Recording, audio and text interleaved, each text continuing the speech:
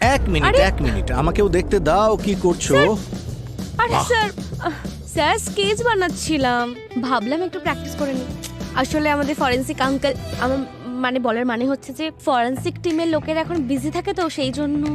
আচ্ছা, এ সাসপেক্ট নাকি cartoon character? এ তো কোনো নাক ছাড়া মানুষ মনে হচ্ছে।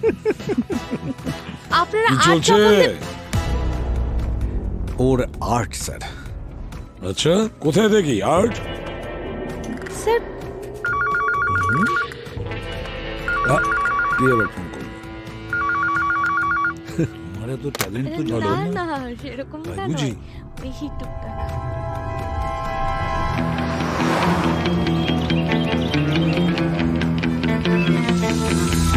স্যার, ভিকটিমের নাম ধীরেন। উনি হচ্ছেন ফেমাস ডিকে ইন্ডাস্ট্রিয়ালসের মালিক। স্যার, উনি যখন সকালে হসপিটাল থেকে ডিসচার্জ হলেন তখন ঠিকই ছিলেন, কিন্তু রাস্তায় উনি মারা যান। কাল রাত্রে 50 বছরের জন্মদিন সেলিব্রেট করে হসপিটালে ভর্তি হয়েছেন।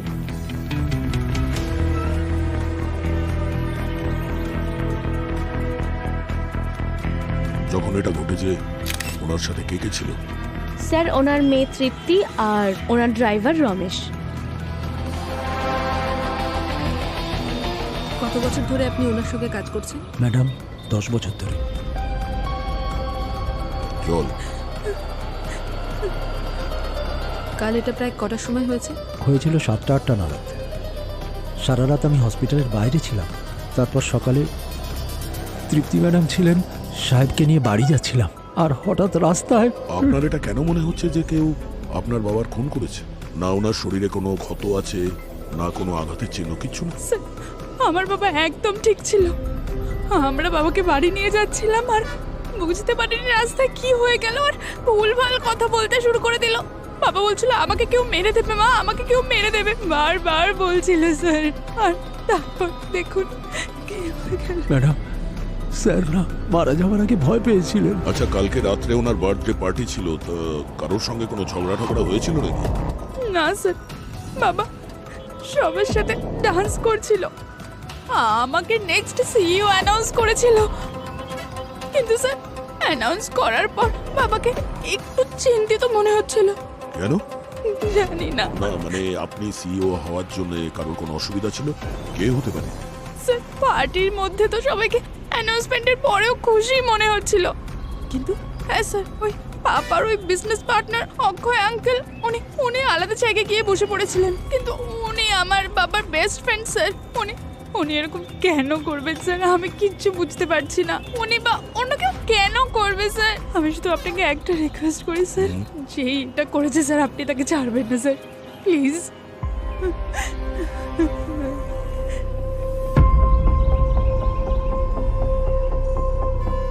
স্যার, আমি এই ধীরেনের কল রেকর্ড বের করছি। এই অক্ষয়ের সঙ্গেও দেখা করতে হবে।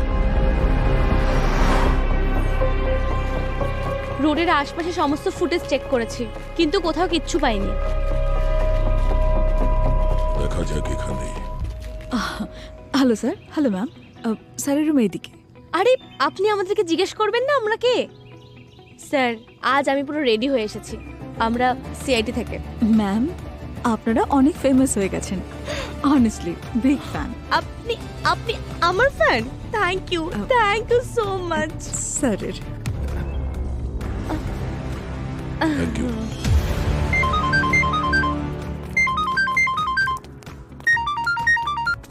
হ্যাঁ অভিজিৎ, ফোন রেকর্ড থেকে জানতে পারলাম যে ধীরেনের শেষ কলটা অক্ষয়ের ফোন থেকে এসেছিল। তাহলে আমাদের সন্দেহ ঠিকই ছিল। ইয়া, ওকে। না না, তুমি টেনশন করো না, আমি দেখছি, আমি কিছু করছি। 1 মিনিট, আমি কল করছি। Yes sir. কাল রাত্রে ধীরেনকে কল করেছিলে কেন তুমি? এমনি স্যার, ওর খোঁজ খবর নিতে। স্যার, যখন জানতে পারলাম যে ধীরেন ঘরে অজ্ঞান হয়ে গেছে, তাই ওর খোঁজ খবর নিতে আমি ফোন করেছিলাম ওকে। খুব চিন্তা হচ্ছে দেখছি, কিন্তু বিজনেসটা তো ধীরেন মেয়ের নামে করে দিয়েছিল। আর এই ব্যাপারটা নিয়ে রাগ হয়নি তো তোমার? হতে পারে রাগের মাথায় তুমি। না না না স্যার, ধীরেন আমার নিজের দাদার মতন ছিল, মানছি বিজনেস ওরই ছিল, কিন্তু আমি কোম্পানিতে 20 বছর রয়েছি। হঠাৎ করে ধীরেন পার্টিতে তৃপ্তিকে সিইও অ্যানাউন্স করলো, যেখানে ওদের দুজনের সম্পর্ক একদম ভালো না।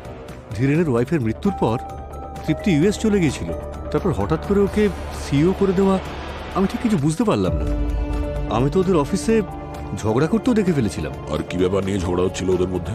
স্যার আমি দূরে দাঁড়িয়েছিলাম, তাই ঠিকমতো শুনতে পাইনি, কিন্তু কিছু বিজনেস রিলেটেড ব্যাপারে মনে হয় তৃপ্তি সিইও হওয়ার জন্য ধীরেনের উপর প্রেশার ক্রিয়েট করছিল। আর আপনি চাইতেন না তৃপ্তি সিইও হোক, তাই তো? না স্যার, এ আপনি কি কথা বলছেন? দেখুন, আমাকে বিশ্বাস করুন, আমি সত্যি কথা বলছি। ধীরেন আমার খুব ভালো বন্ধু ছিল। হ্যাঁ, তৃপ্তি সিইও হয় আমি ব্যাপারটা মানতে পারিনি, কিন্তু ধীরেনের সঙ্গে এমন কিছু করার কথা আমি কখনো ভাবতেও পারি না। মার্ডারের রাতে তুমি কোথায় ছিলে? রাতে তো আমি ক্লাবেই ছিলাম, সকালে বাড়ি ফিরেছি। আপনি চাইলে ওখানে স্টাফদের কাছে খোঁজ করতে পারেন। খোঁজ তো আমরা ঠিক নিয়ে নেব, কিন্তু আপনি শহর ছেড়ে কোথাও যাবেন না, ঠিক আছে? হ্যাঁ স্যার।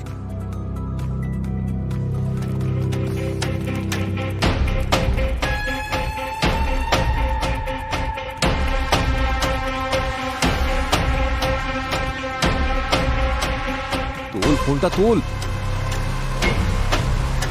হ্যালো হ্যালো, আচ্ছা শোন।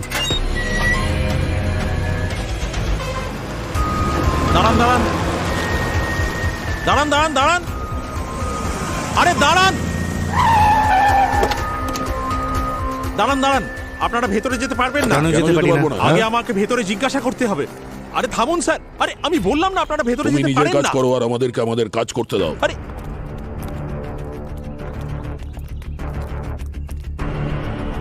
স্যার, কিছু জানা গেল যে খুনিকে? হ্যাঁ, জানতে পারা যাবে। হতে পারে খুনি আমাদের চোখের সামনেই আছে। আপনি আমাদের এটা বলেননি যে আপনার সাথে ধীরেনের অফিসে ঝগড়াঝাটি হয়েছিল? কি নিয়ে হয়েছিল ঝগড়াটা? মুখ বন্ধ করে রেখে লাভ নেই, মুখ খুলতে হবে। অক্ষয় আমাদের সবকিছু বলে দিয়েছে। অক্ষয় আঙ্কেল তো এটা চাইতেনই না যে আমি সিইও হই। উনি আমাকে একেবারেই পছন্দ করেন না, এই জন্যই তো আমার আর বাবার পার্সোনাল কথা বলে দিলেন আপনাদের। আচ্ছা, তুমি কি ভাবলে আমাদেরকে না বললে আমরা কি জানতে পারতাম না? যা জিজ্ঞেস করা হচ্ছে চুপচাপ তার উত্তর দাও। তোমার আর তোমার বাবার মধ্যে সম্পর্ক তো ভালো ছিল না, তাহলে হঠাৎই ভালোবাসা কেন? আমার বাবাকে নিয়ে আমার লজ্জা হয়। কেন? কি এমন করেছিলেন উনি? এক নম্বরের ফুর্তিবাজ লোক ছিল, আর ঠিক এই কারণে বাবার মায়ের মধ্যে প্রায় ঝগড়া হতো। মায়ের চলে যাওয়ার পর আমি বাবার মুখ পর্যন্ত দেখতে চাইতাম না। কিছুদিন আগেই বাবা ফোন করেছিল, অনেকবার ক্ষমা চাইলো। আমি ভেবে দেখলাম হয়তো উনি একা অনুভব করছেন, আমার প্রয়োজন আছে হয়তো।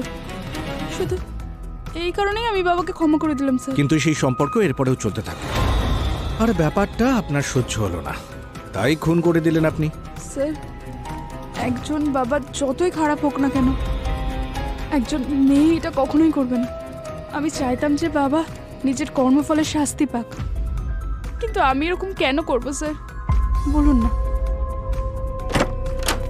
স্যার, ধীরেনের ফোন রেকর্ড থেকে একটা নতুন ইনফরমেশন পেয়েছি। ও মারা যাওয়ার ঠিক আগে একটা অদ্ভুত মেসেজ পেয়েছিল। কি মেসেজ ছিল? শুধু একটা ওয়ার্ড, সরি। শুধু সরি? Yes sir. মৃত্যুর আগে ধীরেনকে কেউ সরি মেসেজ পাঠিয়েছে, তার মানে হতে পারে যে মেসেজ পাঠিয়েছে সে ধীরেনের মার্ডারের ব্যাপারে জানতো, তাই সে ওর কাছে ক্ষমা চাইছিল। কিংবা এটাও হতে পারে যে ওকে মেসেজটা পাঠিয়েছিল সেই খুনি। জানতে পেরেছো কে এই মেসেজ পাঠিয়েছে? স্যার, বার্নার ফোন থেকে মেসেজ এসেছিল, এখনো পর্যন্ত ট্রেস করা যায়নি। ঠিক আছে, ডিজিটাল ফরেন্সিক টিমকে পাঠিয়ে দাও এটা। এই মেসেজ যেটা আছে এর সঙ্গে খুনির কোনো না কোনো সম্পর্ক আছে। সালুকে, ধীরেনের লাশ কিছু বললো? বলবে বলবে, তার আগে তোমরা দেখো এটা। এই যে কি আছে এটা, এর মাথায় আঘাতটা দেখো।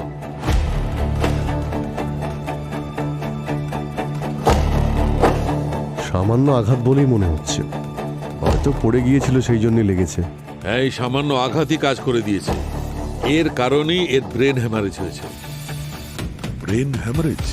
কিন্তু ডক্টর সালুকে হসপিটালে সুস্থ বলে ডিসচার্জ করে দিয়েছিল, তাহলে হঠাৎ এই ব্রেন হ্যামারেজ কি করে? হসপিটালের লোকেরাও ঠিকই বলেছে, কখনো হতে পারে যে ব্লাড ক্লটিং স্ক্যানিং এ বোঝা যায় না। আমার মনে হয় ইন্টারনাল ব্লিডিং হচ্ছিল, যার কারণে ওই হ্যামারেজ হয়েছে। সালুকে, ইন্টারনাল ব্লিডিং কেন হয়েছে এটা এখনো জানতে পারিনি, জানতে চেষ্টা করতে হবে। আপনি বললেন তো এটা ছোট আঘাতেও হতে পারে।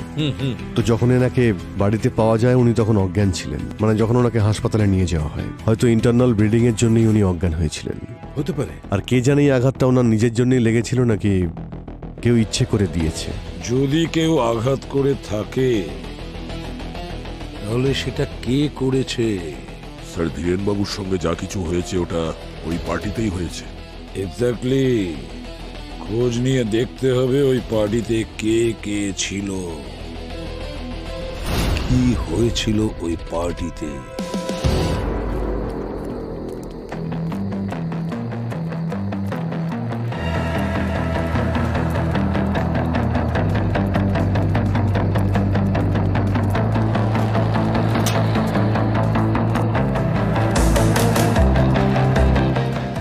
শোনো, ইয়েস স্যার। আমরা সিআইডি থেকে এসেছি, এখানকার ম্যানেজারকে ডেকে দাও। আচ্ছা স্যার। সুরেন্দ্র স্যার, বলো। সিআইডির লোকেরা আপনার সাথে দেখা করতে এসেছে। হ্যাঁ স্যার, বলুন।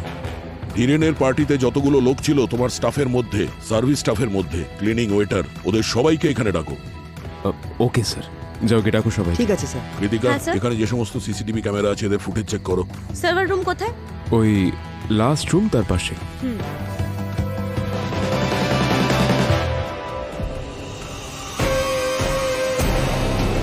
ধীরেনবাবু পার্টি থেকে চলে যাবার পর কেউ ওনাকে খুন করে দিয়েছে। এখানে পার্টিতে কারোর সঙ্গে ঝগড়া হয়েছিল ওনার, কিংবা কোনো কথা কাটাকাটি, ঠিক করে বলো। যদি কিছু লুকানোর চেষ্টা করো তাহলে তোমরা বিপদে পড়তে পারো, এটুকু মনে রেখো। তুমি এত ঘামছো কেন? কিছু না, একটু গরম লাগছে। বাবু, জেলের ভেতরে কিন্তু এর থেকেও বেশি গরম। যেটা জানিস বলে ফেল। সেই দিন ওদের দুজনকে পার্টি থেকে বাইরে বেরোতে দেখেছিলাম। ওরা দুজনে কিছু নিয়ে ঝগড়া করছিল। ইনি ছিলেন? হ্যাঁ হ্যাঁ, ইনিই ছিলেন। আর একটা লোক এনার ওপরেই খুব রাগ দেখাচ্ছিল। কি বলছিল শুনেছো তুমি? ওই মেয়ে নিয়ে কিছু একটা কথা বলছিল। স্যার, স্যার এই দেখুন। দেখাও একে। হ্যাঁ, ইনিই ছিলেন। এদের দুজনের মধ্যেই খুব ঝগড়া হচ্ছিল, আর গায়েও হাত তুলেছিল। ডাকো ওকে বিউরোতে। তোমার সঙ্গে ধীরেনের মারামারি হয়েছে কি না? তাহলে বলছো না কেন? আমি ভয় পেয়ে গেছিলাম। আপনারা সিআইডি, যদি আমি কথাটা বলে দিতাম তাহলে আপনারা আমাকেই সন্দেহ করতেন। সন্দেহ নয়, এখন আমরা পুরো বিশ্বাস করছি যে ধীরেনকে তুমিই মেরেছো। না স্যার, আমি এরকম করতেই পারি না। শুধু আমার ধীরেনের সঙ্গে পার্টিতে মারপিট হয়েছিল। কি নিয়ে মারপিট হয়েছিল আপনার সঙ্গে? সেটা আমি আপনাকে বলতে পারবো না। বলতে পারবে না মানে? কেন বলতে পারবে না? কারণ ওটা পার্সোনাল ব্যাপার। এই যে হ্যালো মিস্টার অক্ষয়, এক্ষুনি দয়া স্যার জিজ্ঞাসা করলে না, গত জন্মের কথা বলতে শুরু করে দেবেন। যা জিজ্ঞেস করা হচ্ছে চুপচাপ বলুন। স্যার, ধীরেন আমার দাদার মতন ছিল। ও আমার খুব ভালো বন্ধুও ছিল, কিন্তু ও মোটেই ভালো স্বামী নয়। ওর অনেকগুলো অ্যাফেয়ার ছিল, আর এই অ্যাফেয়ারগুলোর জন্যই ধীরেন আর ওর ওয়াইফের মধ্যে প্রায় ঝগড়াঝাঁটি হতো। ওয়াইফের ডেথের পর তো আরও খারাপ অবস্থা হলো। আমি প্রত্যেকবার ওকে কভার করতাম, কিন্তু এবার কোম্পানি ম্যাটার ছিল। কোম্পানির ম্যাটার কি? ওর আমার অ্যাসিস্ট্যান্ট কণিকার সঙ্গে অ্যাফেয়ার ছিল। Hello sir. Hello ma'am. স্যারের রুম এইদিকে। তো এটা নিয়ে আপনাদের মধ্যে মারপিট হয়? না স্যার, অ্যাকচুয়ালি আমি কোম্পানির অ্যাকাউন্ট থেকে কিছু টাকা কণিকার অ্যাকাউন্টে ট্রান্সফার করেছিলাম, যাতে ব্যাপারটা বাইরে না যায়। ধীরেন যখন জানতে পারে তখন ও খুব রেগে যায়। যখন আমি জানতে পারি যে ধীরেন হসপিটালে অ্যাডমিট রয়েছে, তখন আমার খুব খারাপ লাগে। তখন আমি ওর কাছে ক্ষমা চাওয়ার জন্য ওকে কার্ড, কেক আর ফ্লাওয়ার্সও পাঠাই। সেসব তো ঠিক আছে, কিন্তু কোম্পানির ফান্ড এদিক ওদিক করা আইনত অপরাধ, জানেন তো? এর সব ব্যাংক অ্যাকাউন্ট ভালো করে চেক করো। মানি ট্রান্সফার থেকে শুরু করে সবকিছু জানা যাবে, বুঝেছো? আমাদের কাছে কিচ্ছু লুকোয় না। ওই সরি চেয়েছিল যে মেসেজটা, ওটার ব্যাপারে কিছু জানতে পেরেছো? স্যার, ও কোনো পুরনো মোবাইল থেকে এই মেসেজটা পাঠিয়েছে, একটু সময় লাগবে। ইচ্ছে করে পুরনো ফোন ইউজ করেছে যাতে সহজে ট্র্যাক না করা যায়। আজকাল তো সবাই স্মার্টফোন ইউজ করে যাতে ক্যামেরা রয়েছে। একটা কাজ করো, ধীরেনের সমস্ত কন্ট্যাক্ট লিস্টটা দেখো, ওর মধ্যে কারোর কাছে এই রকমের ফোন আছে কিনা জানা তো যাবে। আসলে কে এই দোষী, বলো শাহরুখে, কি খবর আছে? খবর হচ্ছে সোনার দাম কমছে, ইনভেস্ট করো। খুব ভালো মুডে আছো তো। বড় কিছু পেয়েছো বোধহয়। অনেক বড় জিনিস পেয়েছি। দেখাবে নাকি? বস, ডক্টর একদম ঠিক কথা বলেছে। হসপিটালে এই লোকটা একদম হেলদি ছিল। কিন্তু ডক্টর সালুকে আপনি তো বলেছিলেন ধীরেনের মৃত্যু ব্রেন হ্যামারেজের জন্য হয়েছে। হয়নি, মৃত্যু ঘটানো হয়েছিল ব্রেন হ্যামারেজের মতো কিছু। আমি বলছি এর সাহায্যে করানো হয়েছিল। এটা কি? নিউরোথম্ব্যাক্স ভার্সন 5। অনেক বছরের কঠিন পরিশ্রমের মেডিকেল রিসার্চ করে এটা বানানো হয়েছিল। শুধু 2 ফুটাই যথেষ্ট কোনো মানুষের জীবন নিয়ে নেওয়ার জন্য। কি করতে পারি কেন? তার চেয়ে জিজ্ঞেস করো কি করতে পারে না। আমি বলছি, এখানে এসো। এ দেখো, যে কোনো মানুষের ব্লাড ভেসেলস গুলোকে দুর্বল করে দেয়, আর তখনই ব্লাড ক্লটিং শুরু হয়ে যায়। ঠিক তেমন যেমন কারোর ব্রেন হ্যামারেজের সময় হয়। তাহলে কেউ ইচ্ছে করে ধীরেনকে এই ড্রাগটা দিয়েছিল? একদম। এই দেখো, যে নিউরোটক্সিক কম্পাউন্ড আছে, এর কারণে এর ব্লাড ক্লটিং এবিলিটি শেষ হয়ে গেছিল। এই দেখো কিরকম অদ্ভুত অদ্ভুত প্যাচেস দেখা যাচ্ছে। বস, আমারও প্রথমে তাই মনে হয়েছিল হয়তো এর ব্রেন হ্যামারেজ হয়েছে। তার মানে স্যার এই ড্রাগটা খুব সহজেই কাউকে দিয়ে দেওয়া যায়? সচিন, এটা তোর আসল বৈশিষ্ট্য। না এর কোনো স্মেল হয়, না এর কোনো কালার হয়, না আর কোনো টেস্ট হয়। খুব সহজে কোনো জিনিসে ডিজলভ হয়ে যায়। আর কোনো কালারও দেখা যায় না? একদম নয়। এই দেখো,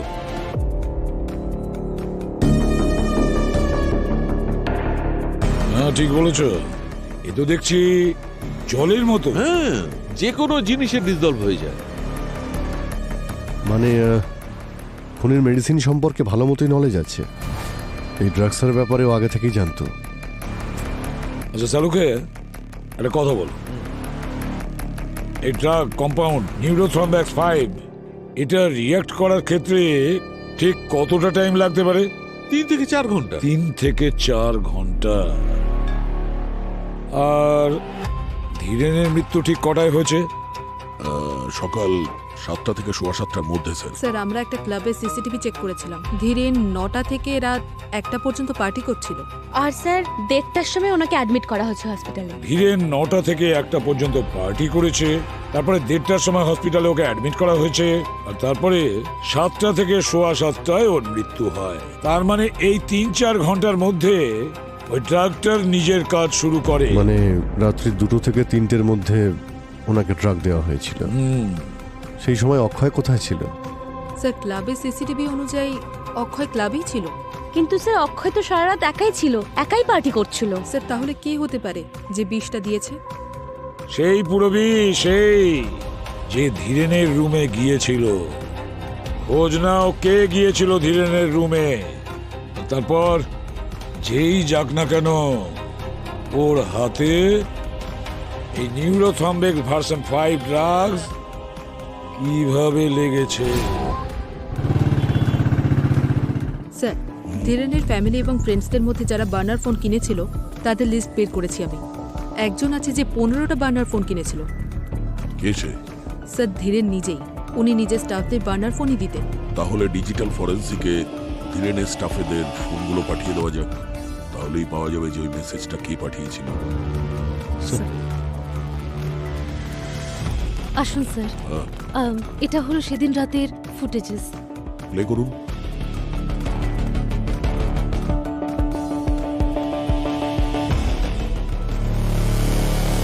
এক মিনিট, এটা পজ করুন। এটা তো কোনো মহিলা। আর একটু জুম করা যেতে পারে? Yes sir. ভূমিকা।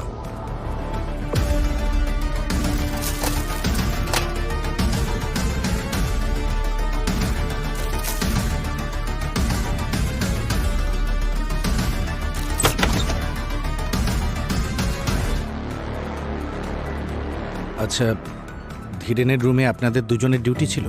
হ্যাঁ স্যার। আপনারা কাউকে ধীরেনকে কিছু খাওয়াতে দেখেছিলেন? না স্যার, ডক্টর স্যারকে কিছু প্রেসক্রাইব করেননি, আর আমরা নিজেরাও কোনো ওষুধ খাওয়াইনি। আচ্ছা, তাহলে বিষ কে খাওয়ালো? বিষ? হ্যাঁ, বিষ। ধীরেনের মৃত্যু বিষ প্রয়োগে হয়েছে। ওকে হসপিটালের মধ্যে কেউ বিষ খাইয়েছিল। আপনারা কাউকে দেখেছেন যে ওকে কেউ খাওয়াচ্ছে বা বাইরে থেকে কিছু আনাচ্ছে? হ্যাঁ স্যার, একটা পার্সেল এসেছিল কেকের সাথে, কার্ড আর ফ্লাওয়ার্সও ছিল, কিন্তু তৃপ্তি ম্যাম তো সেগুলো ডাস্টবিনে ফেলে দিয়েছিল। স্যার ওই বিষটা আবার কেকের মধ্যে ছিল না তো? আচ্ছা, কেকটা কোথায় ফেলেছিলেন? স্যার হসপিটালের সমস্ত আবর্জনা গার্বেজ এরিয়াতে ফেলা হয়। ঠিক আছে, আপনারা যেতে পারেন। ওকে। Thank you sir. একটা কাজ করি, হ্যাঁ স্যার। গার্বেজ এরিয়াটা চেক করি।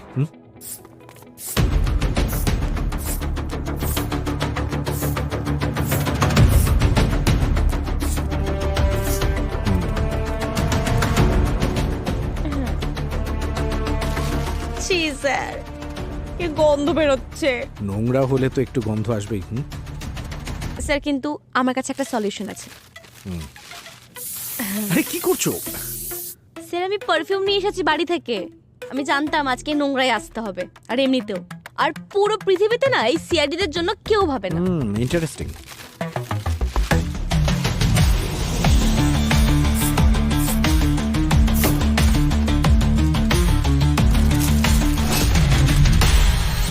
এক মিনিট, এই ধীরেনের রুম নাম্বার 417 ছিল না? হ্যাঁ স্যার।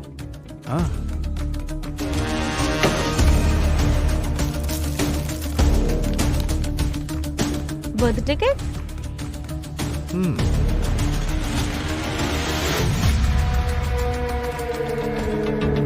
একটা কাজ করি, এটা ফরেন্সিকে নিয়ে যাই। স্যার স্যার আমি কিচ্ছু করিনি। I really really love Dhiren. ও তো ওর বার্থডে পার্টিতে তৃপ্তিকে আমাদের কথা জানাতোই। ফর ইনফরমেশন আমি আপনাকে জানাচ্ছি যে উনি এরকম আরো 4-5 জনকে বলেছেন।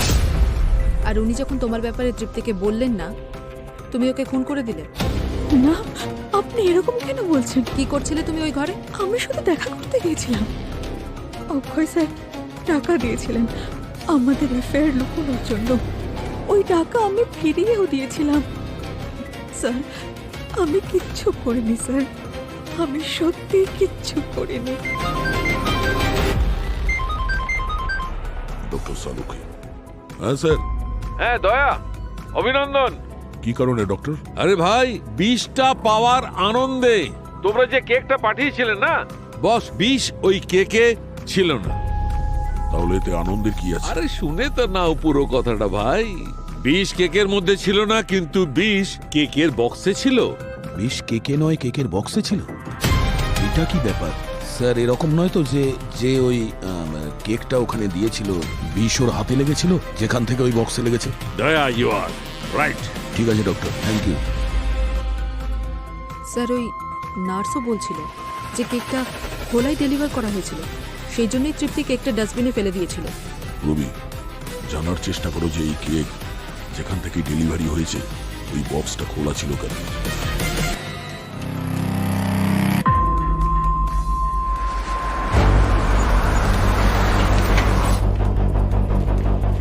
স্যার বেকারি থেকে কনফার্ম করেছে যে ওরা কেকটা প্যাক করেই দিয়েছিল। ওরা কিচেনের ফুটেজও পাঠিয়েছে। তার মানে যা কিছু হয়েছে ওই ডেলিভারি বয়ই করেছে বক্সের ওপর। আচ্ছা, বেকারি থেকে ওর অ্যাড্রেসটা এখানেই বলেছিল না? হ্যাঁ স্যার।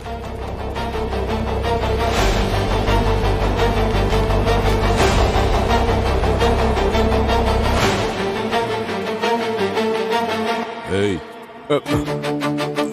আরে দাঁড়াও।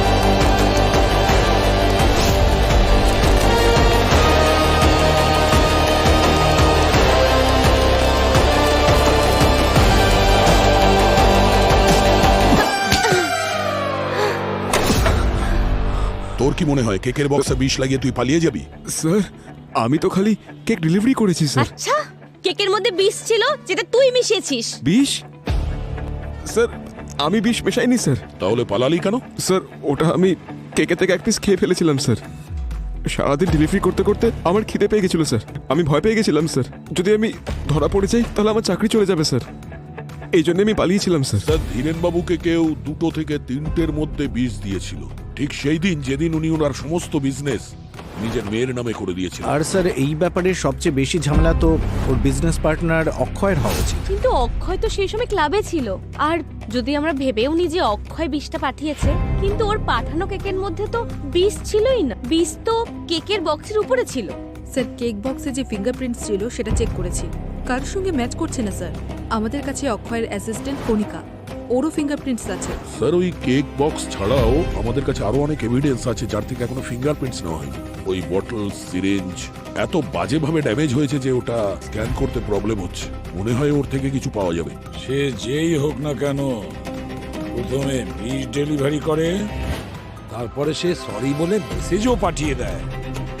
খুব চালাক মনে করে নিজেকে, কিন্তু ও এটা জানে না যে সিআইডির হাত থেকে কেউ বাঁচতে পারে না। পুরবি জানতে পেরেছো ওই যে সরি মেসেজ করেছিল যে ধীরেনের কোন স্টাফ মেম্বার? স্যার এই সরি মেসেজটা তো ওই স্টাফেদের মধ্যে কেউ পাঠায়নি, কিন্তু ইন্সপেকশনের জন্য যখন আমরা সবার ফোন নিলাম, শুধু এই রমেশ মানে ধীরেনের ড্রাইভার, ও নিজের ফোন দেয়নি। সেই ড্রাইভার না যে খুনের মুহূর্তে ধীরেনের সঙ্গে গাড়িতে ছিল? হ্যাঁ স্যার। তাহলে দয়া, রমেশের রুমের প্রত্যেকটা কোণা ভালো করে দেখো। যাই হোক না কেন ওই ফোন ওই রমেশের বাড়িতেই থাকবে। তুমি তোমার ফোন দাওনি কেন? স্যার আমার ফোন আগেই চুরি হয়ে গিয়েছিল। আচ্ছা, পুলিশে কমপ্লেন করেছিলে? হ্যাঁ স্যার, ওটার রিপোর্ট আমার কাছে আছে। তুমি একাই থাকো এই বাড়িতে? হ্যাঁ ম্যাডাম। আচ্ছা এটা বলো যে হসপিটালে কাউকে আসতে দেখেছিলে দেখা করার জন্য ধীরেনের সাথে? না স্যার, হসপিটালে কেউ আসেনি, শুধু তৃপ্তিমাই ছিলেন ওনার পাশে।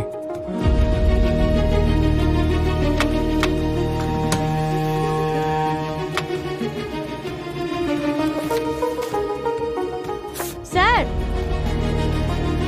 হ্যাঁ কৃতিকা। স্যার এই দেখুন এক্সরে আর এই মেডিকেল রিপোর্ট।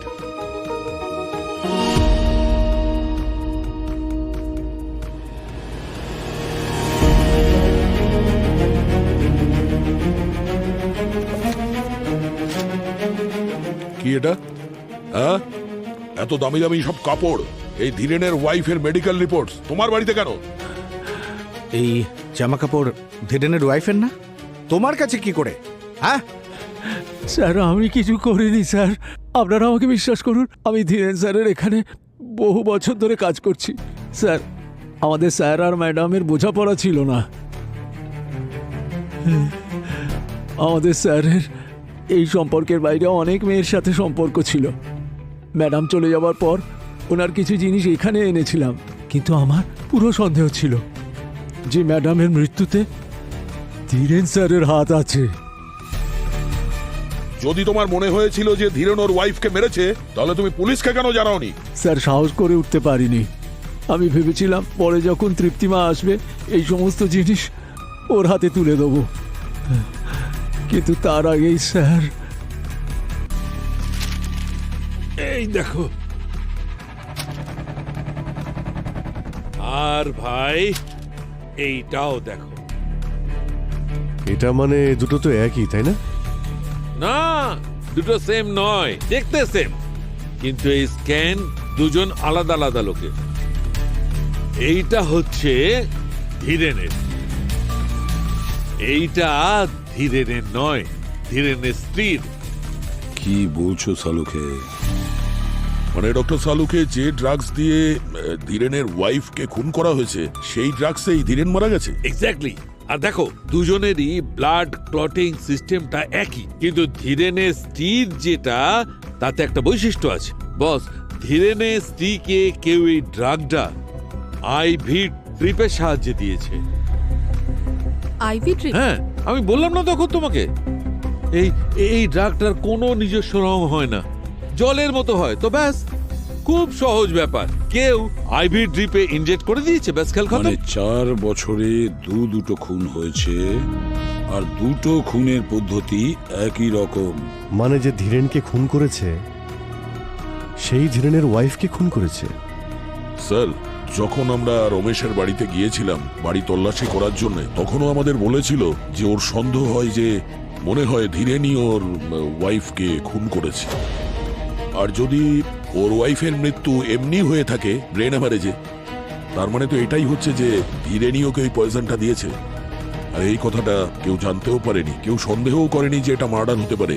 তাই এই ঘটনাটা পুলিশ পর্যন্ত পৌঁছয়নি। সন্দেহ নয় দয়া, এমন কেউ ছিল যে জানতে পেরেছে যে ধীরেন তার নিজের স্ত্রীকে মেরেছে, আর ওর স্ত্রীর খুনের প্রতিশোধ নিতে কেউ ধীরেনকে ওইভাবেই মেরেছে, নিউরোথ্রম্বেক্স ভার্সন 5 দিয়ে।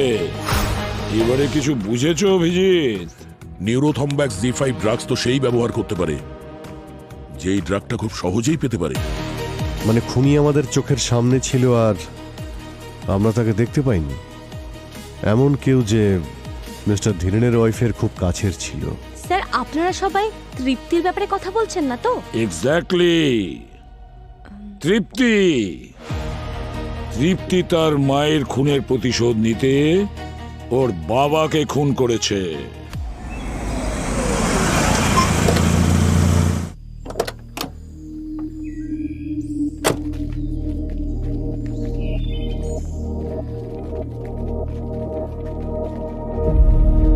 তৃপ্তি, তৃপ্তি, কোথায় তুমি? তৃপ্তি,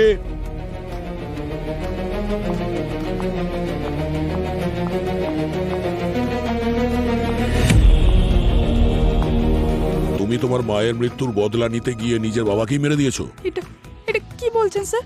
আমি তো কিছু বুঝতে পারছি না। এক্ষুনি বুঝতে পারবে সব। পুরো বাড়ি তল্লাশি করো। স্যার আমার মা তো ব্রেন হ্যামারেজের জন্য মারা গিয়েছিল। মারা যায়নি, মারা হয়েছিল। বেশি বোকা সাজার অভিনয় করো না, বুঝেছো? স্যার আপনারা ভুল সন্দেহ করছেন, আমি কিচ্ছু করিনি। আচ্ছা তাহলে এটা কি? হ্যাঁ স্যার উপর রাখা ছিল লুকিয়ে। এই বার্নার ফোনটা তোমার বাড়িতে কেন? স্যার এটা আমার ফোন না, আমি জানি না এটা কিভাবে এখানে এলো। জানো না? না। ঠিক আছে, খুব তাড়াতাড়ি জানতে পেরে যাবে।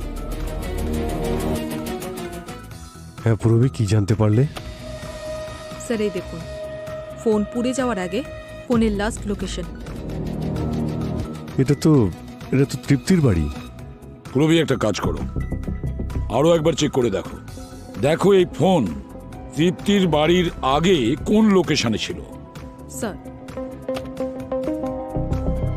স্যার এই ফোনটা তৃপ্তির বাড়ির ঠিক আগে রমেশের বাড়িতে ছিল। আর রমেশ তো রিপোর্ট লিখিয়েছিল যে ওর ফোনটা চুরি হয়ে গেছে। আচ্ছা এই লোকেশনটা কবেকার? ডেটটা দেখো। 27শে অক্টোবর। আর রমেশ ফোন চুরি হওয়ার কমপ্লেন কবে লিখিয়েছিল? স্যার 26শে।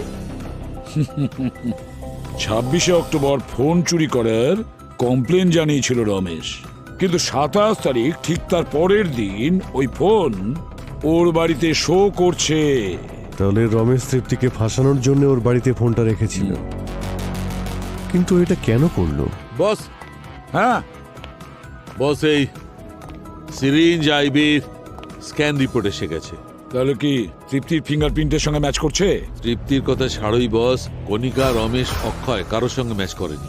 আরে আরে কিন্তু প্রশ্ন তো এখনো ওটাই যে রমেশ ওই ফোনটা ওর বাড়িতেই লুকিয়েছিল, কিন্তু বিষটা কে মিশিয়েছে? দেখো একটা কথা মনে রেখো, এই যে ড্রাগটা বস, এ খুব সহজে পাওয়া যায় না। এটা হসপিটালে আইসিইউতে এমার্জেন্সিতেই পাওয়া যায়। ও, সেই জন্য এই ড্রাগটা এত স্পেশাল। তাহলে এই ড্রাগ হসপিটালে কাজ করার লোকের কাছেই পাওয়া যেতে পারে। ওই হসপিটালে যে কাজ করছে সে এই ড্রাগ নিউরোথ্রম্বেক্স V5 হসপিটালের স্টোরেজ রুম থেকেই চুরি করেছে।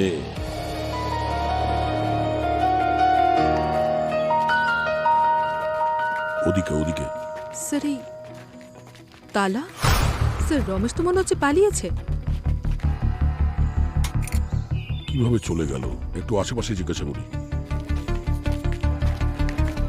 আচ্ছা শুনুন, এই রমেশ কোথায় গেছে? বাড়িতে তালা দেওয়া। আপনারা কারা? আমরা সিআইডি অফিসার। আচ্ছা, উনি তো আজকে সন্ধ্যের বাসে গ্রামে যাচ্ছেন। আজকে সকালে ওদের বাড়ি থেকে কোনো একটা মেয়ে সুটকেস নিতে এসেছিল। কোন মেয়ে? ওনাদের বাড়িতে কোনো একটা মেয়ে তো থাকতো, কিন্তু রমেশও খুব একটা কারোর সাথে কথা বলতো না বলে আমরাও কোনোদিনও জানতে চাইনি মেয়েটাকে কি সম্পর্ক। বলছি যে রমেশ কিছু করেছে না? সেটাই জানার চেষ্টা করছি। এই হসপিটালে যে স্টোর রুম আছে তার এন্ট্রি আর এক্সিটের পুরো রেকর্ড চাই আমার। যে সময় ধীরেনকে অ্যাডমিট করা হয়েছিল তখনকার।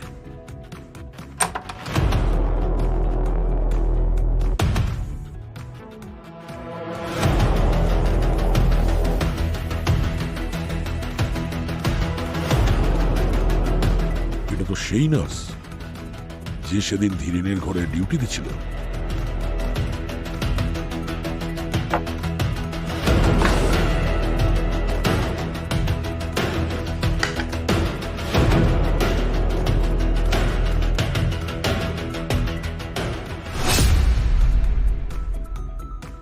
তানিয়া, স্যার হসপিটালের সমস্ত আবর্জনা গার্বেজ এরিয়াতে ফেলা হয়।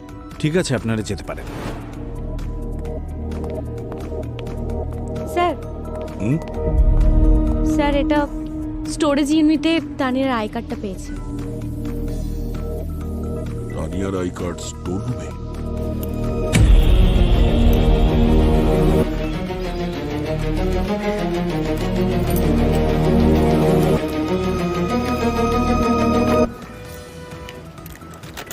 দাঁড়াও। আরে এ কি অসভ্যতা, চাবি দিন। তোমার হসপিটালের অ্যাক্সেস কার্ড কোথায় তানিয়া? স্যার ওটা কোথাও হারিয়ে গিয়েছিল। হারিয়ে গেছিল নাকি স্টোর রুম থেকে ড্রাগস চুরি করার সময় ভুল করে ওখানে পড়ে গেছিল? স্যার আপনি কি বলছেন আমি কিচ্ছু বুঝতে পারছি না। কিন্তু আমরা তো সবই বুঝতে পারছি। কেন মেরেছো তুমি ধীরেনকে? আমি কেন মারবো ধীরেনকে? আর ওকে মেরে আমারই বা কি হবে? ওটা তো আমরা জানতে পেরেই যাব। স্যার হ্যাঁ স্যার, সারুকে স্যারের রিপোর্ট এসে গেছে। আর এই রিপোর্ট অনুযায়ী তানিয়ার কার্ডে তানিয়ার ফিঙ্গারপ্রিন্ট ছাড়াও আরেকটা ফিঙ্গারপ্রিন্ট আছে। আর এই দ্বিতীয় ফিঙ্গারপ্রিন্ট এটা কার? এটা সেই ফিঙ্গারপ্রিন্ট যেটা রমেশের বাড়ি থেকে রমেশের জিনিসপত্রে পাওয়া গেছে। হ্যাঁ, কিন্তু পুরবী ম্যাম, আরেকজনের যে ফিঙ্গারপ্রিন্ট সেটা কার? এটা তো এখন রমেশই বলবে, যার বাড়িতে রাখা জিনিসের ওপর আমরা ওই ফিঙ্গারপ্রিন্টটা পেয়েছিলাম।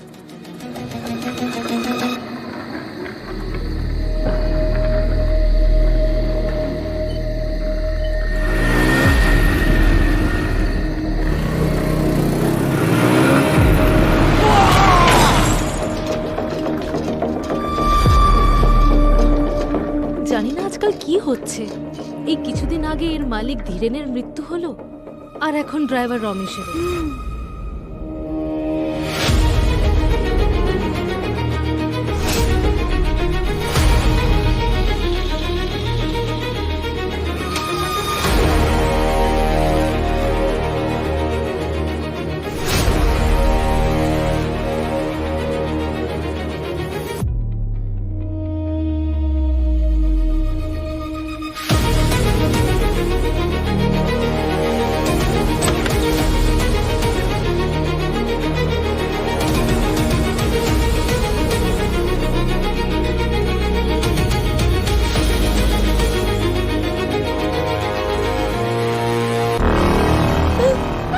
আমাকে ক্ষমা করে দিও বাবা, আমি তোমাকে এই সব কিছুতে ইনভলভ করতে চাইনি। তুমি আমাকে সিআইডির হাত থেকে বাঁচিয়েছো, কিন্তু নিজেই অ্যারেস্ট হয়ে গেলে।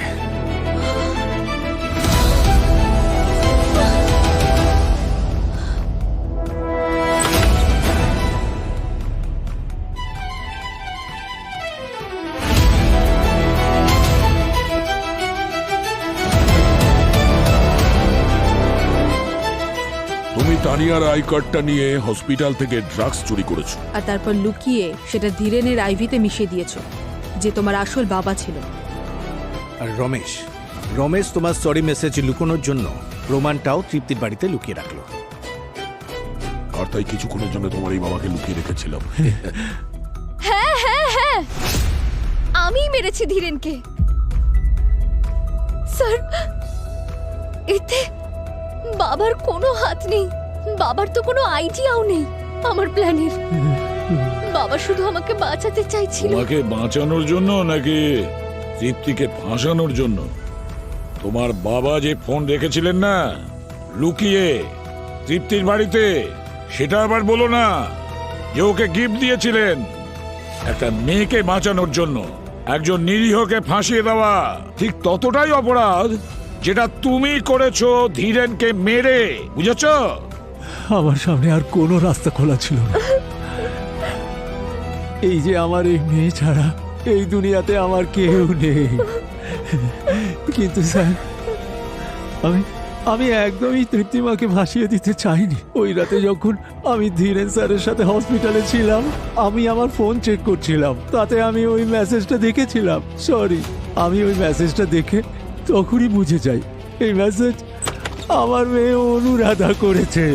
আমি বাড়ি গেলাম, তারপর আমি ওকে বললাম তুই আমাকে সব কিছু সত্যি করে বলবি, কিন্তু ততক্ষণে অনেক দেরি হয়ে গেছিল, অনেক দেরি। আপনারা আমাকে যে শাস্তি দিতে চান দিয়ে দিন, কিন্তু প্লিজ আমার বাবাকে ছেড়ে দিন। উনি শুধু আমাকে বাঁচানোর চেষ্টা করছিলেন। কি অদ্ভুত ঘটনা স্যার, বাবার প্রতি কি ভালোবাসা, হ্যাঁ? আর নিজেই নিজের বাবাকে বিষ খাইয়ে মেরে ফেললে তুমি। তা না হলে আর কি করতাম আমি? ধীরেন আমাকে কখনো নিজের মেয়ে মনেই করতো না। লজ্জা করতো আমার যে আমি ওনার মেয়ে। আমি ভেবে রেখেছিলাম যে আমি নিজের প্রপার্টির ভাগটা নিয়ে বাবার সঙ্গে বিদেশে চলে যাব সারা জীবনের জন্য। কিন্তু তারপর তৃপ্তি এলো আর সবকিছু বদলে গেল। তৃপ্তিকে রাস্তা থেকে সরানোর জন্য তোমরা অনেক চেষ্টা করেছিলে, তবে ওর ভাগ্য ভালো ছিল, তাই বেঁচে গেছে। স্যার, যদি আমি তৃপ্তিকে মারতাম তাহলে আমি কিছু পেতাম না। ধীরেনের স্ত্রী মারা যাওয়ার পর আমার সন্দেহ হলো এটা কোনো সাধারণ হ্যামারেজ নয়। আমি রিসার্চ করলাম আর আমি জানতে পারলাম যে ধীরেনই নিজের ওয়াইফকে খুন করেছে। এই বিষয়টা নিয়ে আমি ওকে ব্ল্যাকমেল করতে শুরু করলাম। ভয় পেয়ে ও নিজের উইলে আমার নামও লিখেছিল আর আমাকে প্রমিস করেছিল যে নিজের 50তম জন্মদিনে ও আমাকে নিজের কোম্পানির সিইও বানাবে। ও সব ভুলে গেল, সব ভুলে গেল। তখনই আমার ইচ্ছে হলো ওই পথের কাঁটা তৃপ্তিকে মেরে ফেলি।